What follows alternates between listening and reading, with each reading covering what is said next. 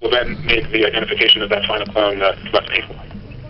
And one of the things that I won't touch today, but I think is an area that warrants specific attention, is how are we analyzing what we've done to ourselves?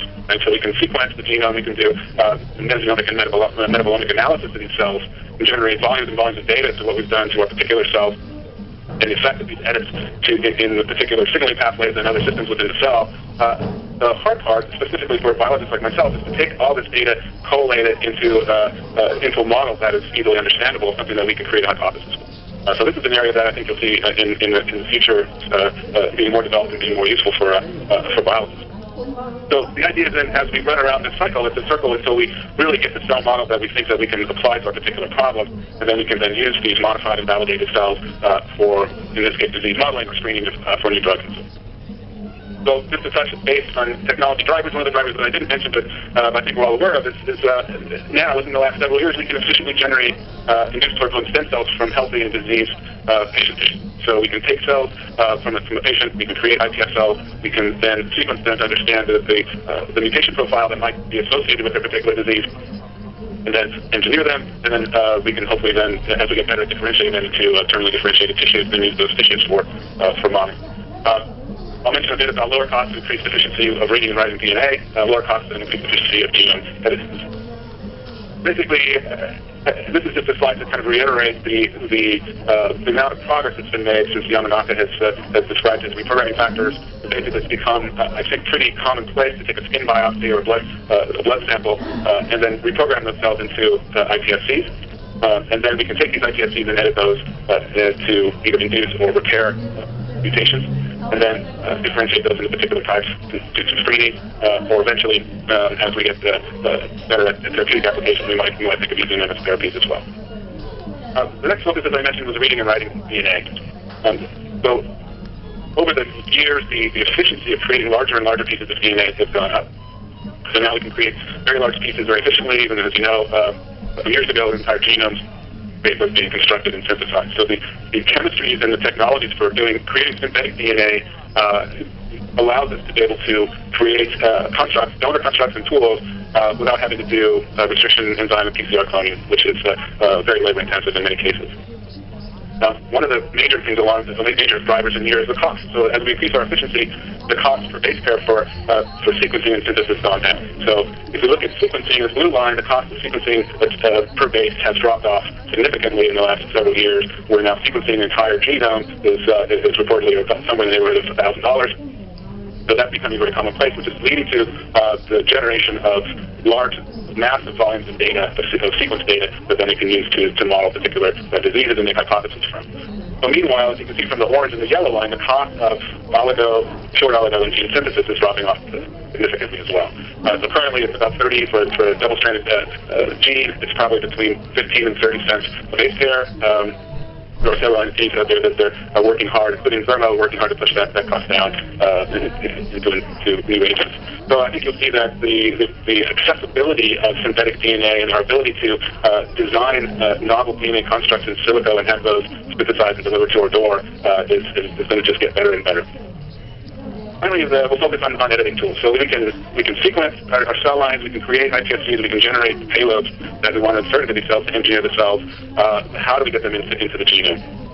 So really traditional methods back in time, the original, I think, genome editing tools were meganucleases, which were naturally occurring restriction enzymes that we were able to engineer to bind and to relatively specifically clean DNA. However, these were very difficult to engineer. A few years after that, out came the zinc finger nuclease fusion, so we took zinc finger proteins that bound DNA, fused them with FOC1 nuclease monomers, and now these delivery vehicles, these zinc fingers, can then be addressed to particular parts of the DNA that flank our intended cleavage site. The FOC1 nucleases have been dimerized and create a double-stranded break. This was a major step forward in the design nuclease production and development. They weren't necessarily the easiest thing to engineer, and they weren't necessarily the most specific thing, but at the time it was actually a huge step forward. Following on from that, in about 2011, 2010, was the TALIS vectors. So these are plant pathogen proteins that were identified, transcription activator like effectors. Again, these are vehicles that we can then fuse nuclease monomers to. These proteins then have this repeat structure that each repeat is responsible for binding one particular base on the DNA. So now we can go back and back engineer these to address them to any DNA strand in the chromosome, and of course then we can match those up flanking our desired binding site. So these were much more efficient for engineering and creation than were the fingers, and they were much more specific. And then most recently, the new kind of kid on the block only a few years ago is the CRISPR-Cas9 system. Again, this is a vehicle. The Cas9 protein is a nuclease, but it is non-specific until it's hybridized complex with a single-stranded what's called a guide RNA. This system is also very effective, and it is actually very easy to design the specificity end, which is the small RNA molecule, and we'll go into more detail about that. So basically then, once you get these molecules, these nucleases, we can then do the same type of operations that I mentioned earlier. We can do a gene knockout and rely on the cell repair machinery to fix our cleavage site, to create an indel, or we can have donor DNA with a molecule to either side and either add small pieces or large pieces and so forth. So the goal is to try to increase the efficiency of these operations downstream to make isolating the cell clone that we want more easy. So one of the drivers here is the cost of the editing tool. So if you look back in time, back when I was doing my PhD, we were engineering cell by homology recombination, and being able to get one edited cell line or one edited model, animal model, was almost an entire PhD thesis in those days, and the cost was significant. And then as you can see, the era of zinc fingers comes in around 2008, and then you come down to custom tallow factors in about 2011, 2012. Meanwhile, the cost for each of these is dropping quickly. The specificity and the efficiency and the speed, the ease of manufacture is going up and getting better. And then now we're down into CRISPR in 2014 to 2015. The cost of the CRISPRs is going down. And I'll say that we're also working, we've got the cost of the custom tallow factors down in the range of CRISPR soon as well, too. So suffice to say is now the tools are very affordable, and the tools are very accessible to folks that want to do genome editing.